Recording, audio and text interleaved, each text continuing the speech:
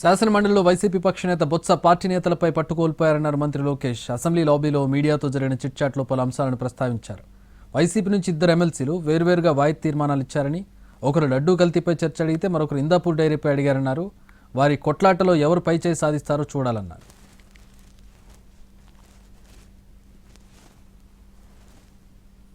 మంత్రి నారా లోకేష్ చిట్చాట్పై YCP MLC Lella Appireddy counter ఇచ్చారు. మా పార్టీ నుంచి టీడీపీలోకి వెళ్లిన ఎమ్మెల్సీలు బల్లి కళ్యాణ్ చక్రవర్తి, మర్రి రాజశేఖర్ వాయిదా తీర్మానాలు ఇవ్వడంలో వింతేమీ లేదన్నారు. వాళ్ళిద్దరికీ చంద్రబాబు నాయుడు ఎప్పుడు కండువాలు కప్పి టీడీపీలో చేర్చుకున్నారన్నారు. వీరిద్దరూ వైసీపీ ఎమ్మెల్సీలని మంత్రి లోకేష్ అనడం హాస్యాస్పదం అన్నారు. ఇందాపూర్ డైరీపై తాము చర్చకు పట్టుబడుతున్నామని చెప్పారు. దేవుడి పట్ల చిత్తశుద్ధి ఉంటే టీటీడీ సహా ఇతర ఆరోపణలపై చర్చకు సిద్ధం కావాలని టీడీపీకి సవాల్ విసిరారు.